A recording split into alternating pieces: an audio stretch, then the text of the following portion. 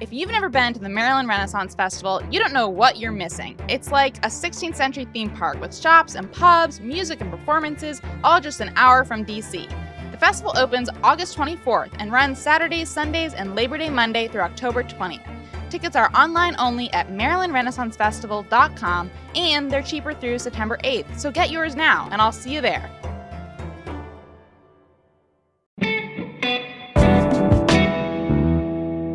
Today on CityCast DC, we have more updates about the arrest of a DC council member, more trouble with the 911 system, and why the city government is buying a prominent downtown theater. I'm here with Axios DC's Junaid Dill and my CityCast colleague, Julia Caron.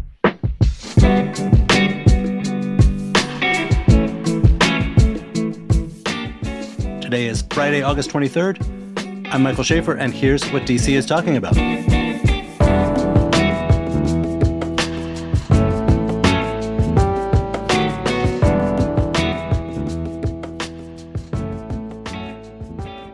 Hey, Julia. Hey, Mike. Hey, Junaid. Hey, Mike. Great to hear from you. And awesome to talk to you, too. So you cover City Hall, among other things, for Axios DC. Been a big week. What has gone on second half of the week? Yeah, so this is the biggest scandal locally in politics in over a decade. Suddenly on Sunday, Councilmember Trayon White was arrested, and no one really knew why. And then he was due in court the next day, and we found out the FBI alleges he took $156,000 in cash bribes from a local business person who's trying to seek contracts with the city. Councilmember White is alleged to give help to this person in exchange for the money to get his contracts approved and to seek further business with the city government. So this is, millions of dollars of worth of contracts and potential payoff for the business person. And for Trayon White, allegedly, he was taking these cash bribes to help him get those contracts. That indictment is a doozy. Like they say, they've got him. They included screen grabs and stuff. That they've got him on tape in a car taking envelopes stuffed with cash. Yeah, 4 times, quite brazenly. This all happened over the summer. The first meeting that the FBI says they recorded was in late June, where Trayon White is sitting in the front passenger seat of his car, allegedly, and this business person is right next to him, and somehow Trayon's being recorded. Obviously, this business person is sort of an informant at this point. And, these photos show that White, takes his envelope of cash, allegedly, and puts it in his pocket. And there are 3 more incidents of this sort that the FBI says they have recordings of. And, this is like what we think of when we think of bribery, right? It usually doesn't happen to be so brazen. Now, these allegations, they're going to take a while, I bet, to resolve. He's charged with 1 count of bribery, and the next court date is in September at some point. All right, so you said that it's going to take a while to resolve, but the thing that struck me this week was, in a previous life, I covered the city council in Philadelphia, and I remember that one of the council members there, eventually went away, as they say, for a similarly bribery situation. And up there, all his colleagues on the council during the whole process of investigation, indictment, trial, were saying things like, we've got to let the process play out. We've got to, I'm going to withhold judgment, innocent until proven guilty. Up on DC Council this week has been amazing. They have very swiftly, while saying legally, obviously he has a right to be, fair process. We on the council are disgusted by the charges. We're moving to, maybe take him off the committee he chairs, moving very fast on that. And, my theory is here in D.C., where you've got Congress looking over your shoulder and we've got a bunch of people who don't much like home rule, who are sort of looking for any excuse they can to further erode it. They have a feeling of having to be purer than anyone else. Yeah, that could be playing into it, too. Definitely he's presumed innocent until guilty, right? But life is coming at him pretty fast. His colleagues on the council, a majority of them, by my count, want to remove him as chairman of this committee that looks over youth services and recreation affairs. In fact, some of the contracts allegedly involved here, he has oversight over. And one of the central allegations is that White would go to people he knew in city government, sometimes high-ranking people, and promise to pressure them for these contracts to get approved. But yeah, the council members look like they want to get him out of that committee. he sits on 3 other committees too that I think they could reorganize and get him out of those committees as well, really weaken his power as a legislator. It's difficult to just bounce someone from office, although it's been done, but you don't have any particular right, having been elected, to sit on a committee. Right. I mean, yeah, and these rules are very informal. The council chairman makes them up, sort of. He says if you're in your first term, you can't chair a committee. I think if you're maybe midway through your first term, maybe you get to chair one at that point. But he can reorganize it whichever way, and the council members are going to vote on it. And some of them want this to be done immediately. Some council members want the chairman to call a special meeting before the council returns from recess and do it even before mid-September. So one question that I have is, like, do we know anything about the person who did the bribing, like who they work for, if that money like went to the services they were supposed to go to? Do we know anything about that? There has been some reporting out there, none that I've been able to produce myself, but Washington City paper tied it to a firm. I mean, I think a lot of people have been able to relatively easily suss out the firm involved just by matching up dates of certain things and some of the allegations and background in the court filings. But I mean, I'm working on some stories that will try and go deeper into what exactly this firm was doing. The court documents do say that the first bribe allegedly given from this business person to White was in 2020. And at that point, it was about a violence interruption contract. And the firm, I guess, was having a hard time getting approved for the contract from the city, and they wanted White to help him. And turns out 4 years later, White is allegedly telling the business person he wasn't able to do much and wasn't able to help get any headway on that contract. But nonetheless, there was allegedly a promise made there from White to help him on this contract in exchange for bribes, which I understand from legal experts' point of view is doesn't matter if Trayon White doesn't deliver the goods and doesn't actually pressure anyone to get this contract approved. The fact that he just promises that he will get this contract through or help this person in exchange for a bribe would be a crime. But Nate, I'm thinking in the last 15 years, we've had by my count, 3 members of the DC Council plead guilty or be convicted of crimes. The 2010s, early 2010s and late 2000s. Yeah. Right. All of them involving like matters of public trust. And another member, Jack Evans, was pushed off the council in the face of, and never charged or convicted, but in the face of allegations of similarly, misuse of public trust and influence. Obviously that he rebutted and has not been, he went through this terrible process of being investigated, but was not charged. And now we've got this situation. There's others that you can probably name. Is the DC Council by the standards of urban city councils in America, is this a dirty body? Is there a bad culture here compared to, I don't know, Cleveland or Seattle or whatever? I think DC's improved in many ways in that respect. I mean, there's still a pay-to-play culture, you could say. I mean, it's almost more institutionalized now where, I mean, you have firms and business people who are knowledgeable about how to work the system and are able to. And what, brazen corruption and brazen bribery and that sort of thing, we haven't heard about that in many years now. So, I mean, I think it's cleaned up quite a bit from some of those scandals of 2000s and 2010s. And I think there does have to be some credit to the Bowser administration for that, frankly. Of course, John Filcicchio fell in a scandal of his own making, and there are questions about how he sort of ran some things in city government that, just the fact that some of those allegations touched on, was he engaging in favoritism when it came to relationships he had in city government? But, I mean, I'll ask you, look at Philly. I mean, these things happen unless there are strong oversight, watchdogs, and strong law enforcement when it needs to be. So we've got an election coming up, and Trayon is on the ballot. But you have mentioned that the hearing is set for September 19th. So, what happens now with regards to him being on the ballot? Is he going to be there? Will he not be? How do you see this kind of playing out? Yeah, he's on the ballot. He's a Democrat, so that's almost pretty much a shoo-in in D.C. if you're the Democratic nominee. I don't know what will happen in terms of would the party try and replace him.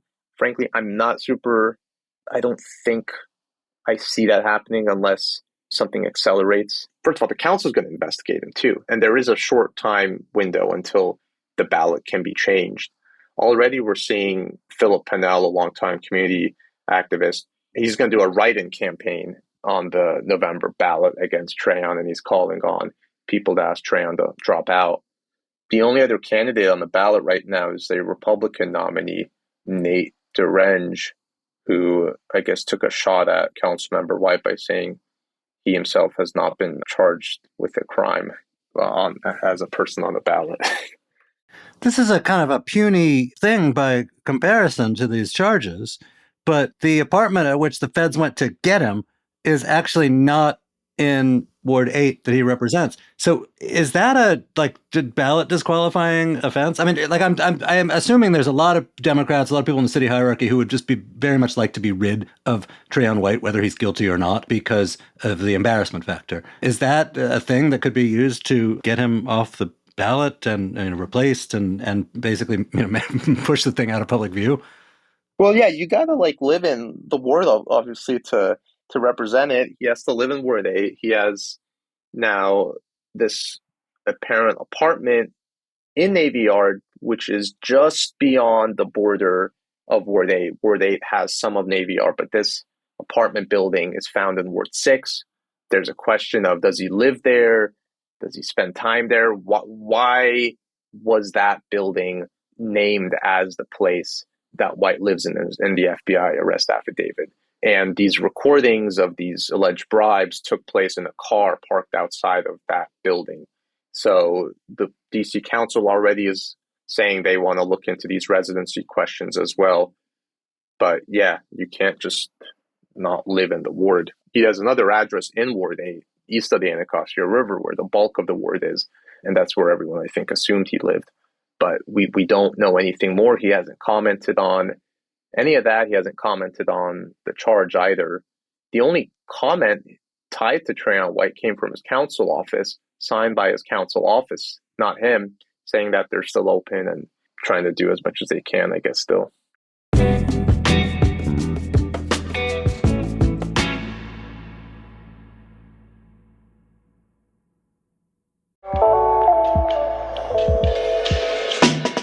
So the Olympics gave us a small taste, a soupçon of French culture. But now it's time to dive deeper and truly experience it for yourself. The Alliance Française of Washington, D.C. offers language courses tailored to every level. Fall sessions start on September 21st, and if you enroll by August 30th, you will receive a $20 discount. So if you've ever dreamed of ordering your morning cafe in perfect French or discussing art and history with ease, now is your chance. But it's not just about the language courses. A membership with the Alliance Française of Washington, D.C. brings you into a vibrant community that celebrates all things French. You get exclusive access to cultural events, wine tastings, film screenings, and more. Visit www.francedc.org to start your journey. And don't forget, sign up by August 30th and you'll get $20 off tuition when you enroll.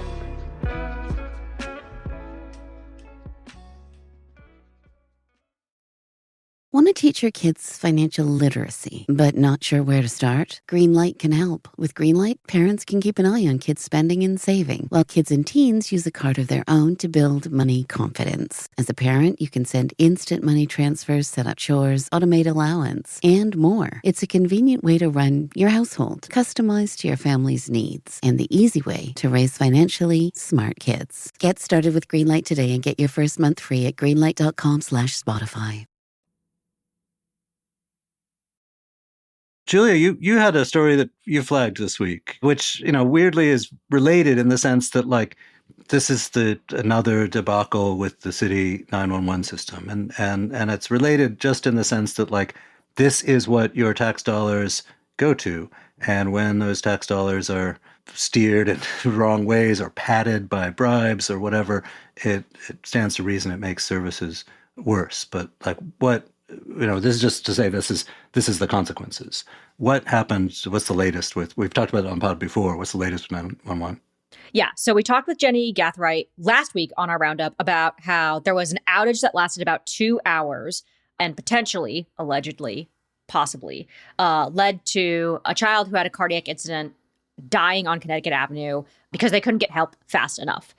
On Monday, there was a press conference held by Kevin Donahues. He's a city administrator, and he unveiled a 22-step plan to essentially figure out why there's been so many outages. There's been 8 outages alone. That plan was presented to the media in a closed-door session. 22 points is an awful lot of points, whether or not the door is closed. That's what I thought too. We're talking long bulleted list. Basically, from everything that's been reported from this closed door session, it focuses on IT personnel, protocols, and basically expertise to try and provide a pathway for equipment improvements to help basically prevent the system overload and shutdown. So basically what they're saying is the technology is old. We have to update the technology in some cases. And so here's our plan to try and update that.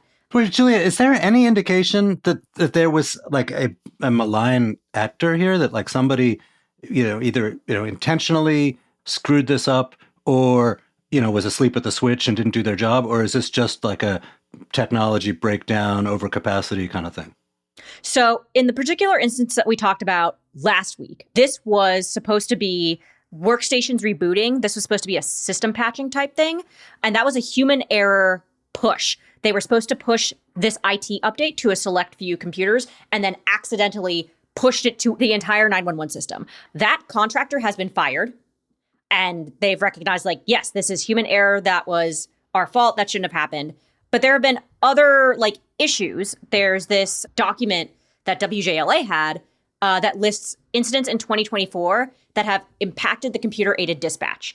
And a lot of them have been some of them have been network infrastructure issues, server hardware issues, network switching issues, things like that. So this one instance was a human error issue, but there are other things at play here. It's not just one person flipped a switch and screwed the whole thing up. In this instance, that was true, but that's not the case for all of them. So one thing that this doesn't mention, it doesn't address increased 911 dispatcher training or increased demonstration of operations and proficiency in events like a crisis, like the loss of the computer system. And so one thing I find interesting is okay, if there's this 22-point plan, where's the plan for the people? Because there's only so much that you can do with network outages and technology. Those are points 23 to 34. Exactly. Where's that closed door meeting? I would like to know. This is this sort of gets to the sort of basic core duties of any government, right? Getting an ambulance or police to you when you, the citizen, need help. And if I'm the mayor of a city or an elected official, I am going to be pretty zealous about making it clear that I take this stuff really, really seriously. How has the Bowser administration and or its colleagues and critics on the council responded to this sort of cascade of 911 problems? Well, it's coming to a head. I remember, and this is frankly terrible, but I remember years ago the mayor being needled about the 911 center problems because it's not new. I mean, and you guys have covered it, but years ago she was asked about it. And there's one guy who probably knows this issue better than anyone else, and he's Dave Statter, and he has a blog that covers this issue, and he's rang the alarm bells so much over the years. And one time Mayor Bowser was asked, Dave is asking all these questions about 911. And she was totally dismissive of him and therefore his concerns. And it just came off as so tone deaf. And now I haven't lived and breathed the latest developments on this recently, but there is just this constant narrative of let's downplay the issue over the years. And now you have what we're having now, which is a 22-step solution. I mean, that doesn't sound like a solution of urgency. Yeah. I will say one solution potentially of urgency that got announced, and people might have seen this floating around on Twitter, was Heather McGaffin, who works for the Office of Unified Communications, that's the group that helps coordinate the 911 call center, had announced an $800 bonus for any employee who showed up for all of their scheduled August shifts. $800 more if just show up to the assigned time. And apparently that's worked. So I don't know. Anybody want a cool $800 extra dollars? Junaid? Mike? I would like a cool extra $800. I show up for every Friday News Roundup, folks. Just saying. Every Friday News Roundup we show up to, extra $800. Plots, you're on notice.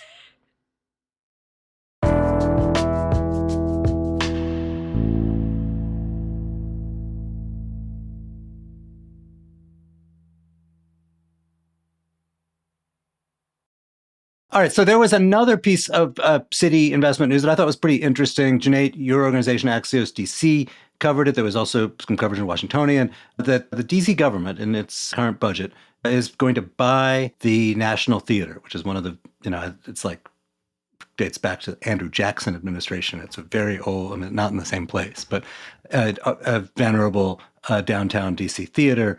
And it has previously done the same, purchasing the Howard and Lincoln theaters. And, it's kind of an interesting story. Like, why, like the city government that, as we've heard, having some trouble running a 911 system, is it really going to be like hiring stage managers and costumes people? And the answer is no. What they're doing is they are literally buying the building and then leasing it back to the nonprofit that currently runs it. And the reason they're doing this, like the previous ones, is because that then enables the city to fund improvements in these theaters. And this is a part of the post-COVID attention to bringing people back downtown. And one of the things that I found a little bit, I'm all for bringing people downtown and have seen stuff at the National Theater, and I'm really pumped if it gets better. There was talk of turning downtown DC into a theater district a la London's West End, which struck me as a little bit little bit of a big ask. Yeah. That is, the long-term vision. My colleague Mimi Montgomery reported this story was that just exactly what you said, looking at London's West End theater district for inspiration, and I guess using Ford's Theater, Shakespeare Theater, etc. nearby to shore that up. I mean, it's weird. DC does have, like, at this, I've seen the stats. I'm sure you guys have too. It's like the, second biggest theater concentration in the country. It's a big change. It's really, it's pretty impressive. All that said, I took my kids to London in the spring, and it was sort of one of the things like, well, you're going to London, you got to go see a show in the West End.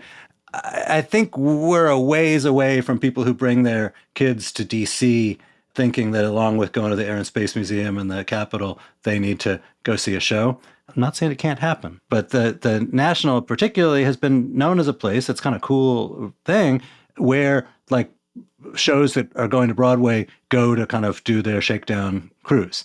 And that's like a great fringe benefit of being here. I don't think it's probably something that tourists from across the country will turn into a must-do, but I could be wrong. No, but I imagine if you're like a theater nerd, like you're a theater kid, and you want to get your foot in the door at one of these shows, like some of the shows that were pre-Broadway, and this was like the Launchpad, were like West Side Story, Hello Dolly. Like, those are huge shows. So, like, if you're trying to get your foot in the door and say, hey, I saw this before, it was cool, right? Like, that is some kind of nice incentive. I don't know that it'll be like the driving factor, but it is cool to see, DC be this place where these things get tested for Broadway, they shake stuff out, and then Broadway is where, bright lights, big city, everything goes down. But I do like the little tester phase here. I think that's kind of cool. Jay, is there anybody who's against this? Oh, God, you're going to be such a Scrooge if you're against this, I bet. But this passed in the budget in DC. I don't think it has anything to do with this theater, but the mayor chose not to sign this year's budget from the council. That means it goes to Congress without her signature, and the Congress will have I think it's 30 days, maybe 60 days before it formalizes and becomes law, the budget. But this is at the core, how do you refashion downtown?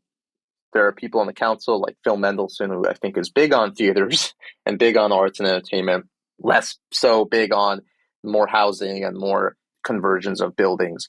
That's something the mayor really champions, is building more residential downtown.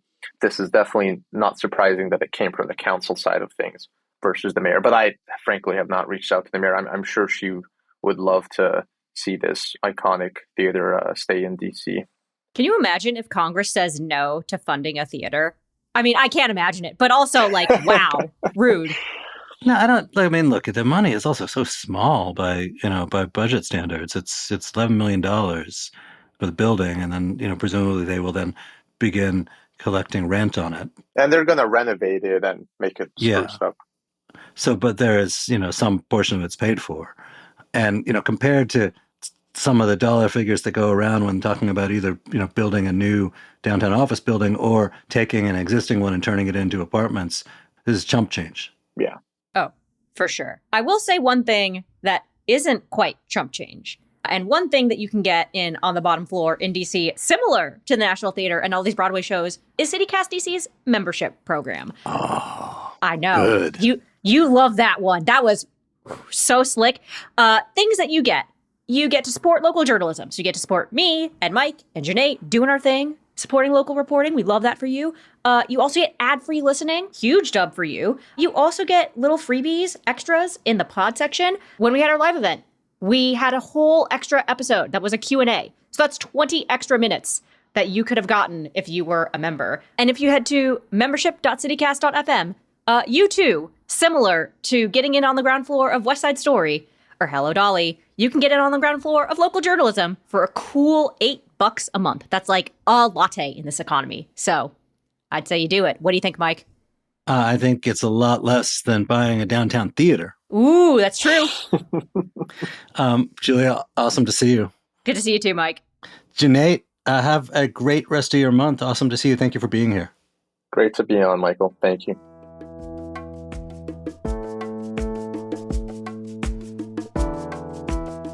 And that is all for today here on CityCast DC. Our senior executive producer is Priyanka Tilve. Our senior producer is Julia Caron.